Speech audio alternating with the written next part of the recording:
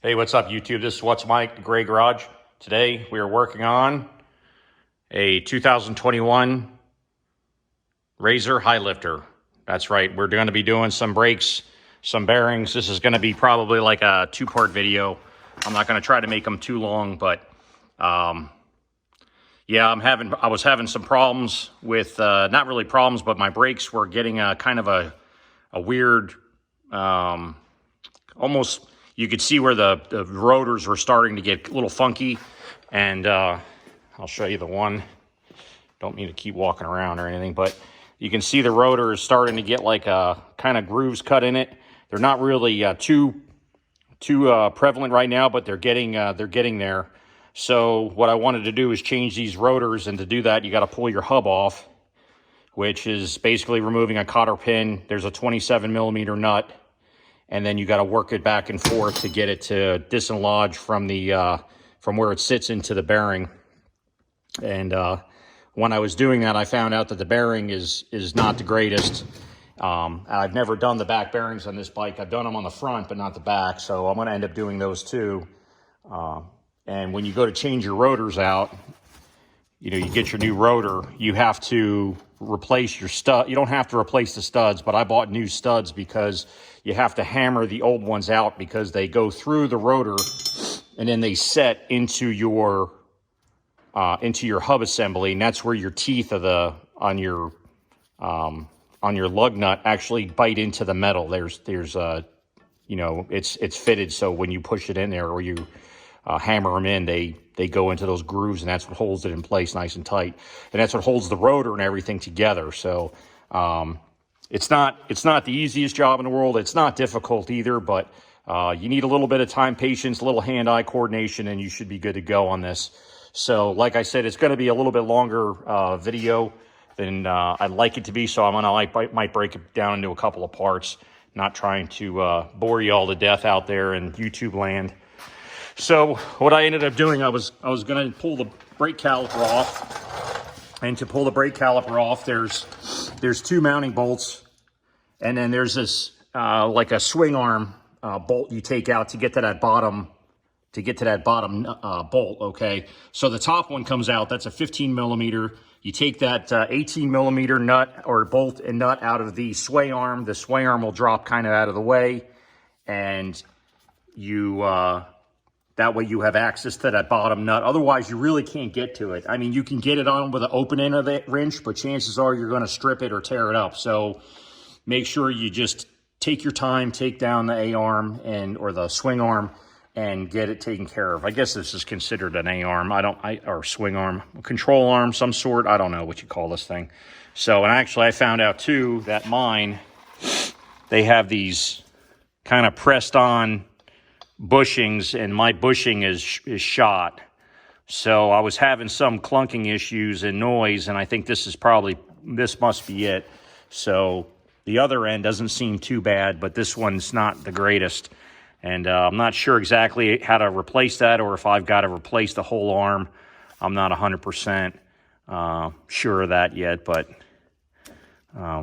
there is like a rubber boot on this thing. I don't know if they just sleeve that or put that. It seems like it's a solid piece. They put that on there just to protect it.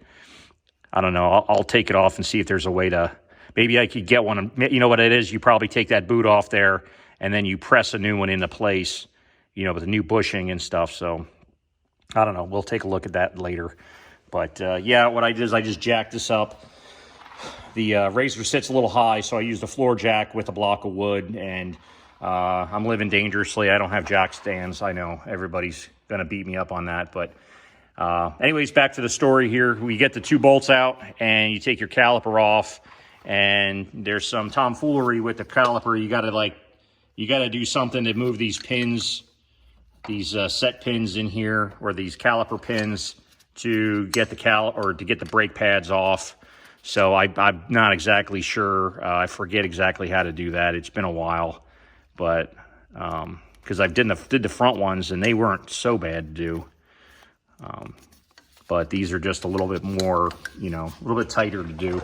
But if you like things nice and neat and clean, this is a good time to get in here and clean your brackets, clean them up, paint them, or do whatever.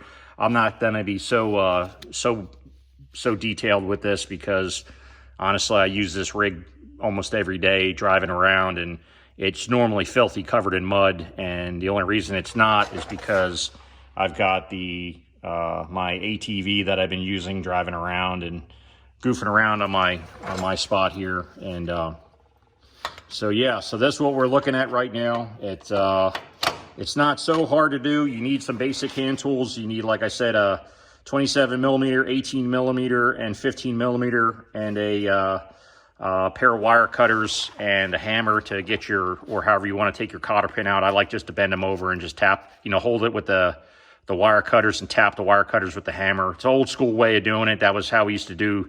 I was taught how to do wheel hub bearings and stuff on cars when they had the dust caps and all that stuff. So some of you guys will know that. Some of you younger guys may not be up to speed with that. But yeah, so this is going to be it for right now, because I got to stop because I don't have the bearing. You can actually see the bearing when I did that. I don't know if I can get it to do it again. But the bearing itself is wore out, and one, it's very loose to spin, and two, it actually moved in the housing here, so what I'm going to end up having to do is take the upper control arm off and take out these. There should be four bolts, which are probably 18 millimeter. That may be 15. It's not 18. And let's see here. Yeah, they're 15 millimeter. So you pull this actual main bearing support piece off, and then there should be a big giant C-clip on one side or the other. You pop that off, and then you use however you want to do it. You can either beat the bearing out, or I have actually a bearing tool, which I have in a previous video, where I use to get it out, and that is a very, very nice way to do it. It is 10 times less work. You're not swinging and beating the snot out of out of your parts, and you don't chance breaking anything. You just line everything up, tighten it down, and then you run it down with an impact gun, and it literally just pulls the bearing right out of the housing. It's a wonderful tool. I'll show you that here in the next video. But yeah, we're gonna hold up here because I'm short on parts. I didn't know if the bearings were bad or not, but I wanted to start to kind of get into this and start working on it. And again, I apologize for making videos a little longer and just sitting here yapping, but some folks don't know about all this stuff. I know some folks want a quick, hey, how do you fix it? How do you get on the road again? And I understand, I do the same thing, but I try to do this so you guys can kind of sit back and enjoy and watch a video and see somebody else try to, deal with their junk. But anyways, I hope you all liked the video. If you liked the video, please like, share, subscribe, and we'll see you next time.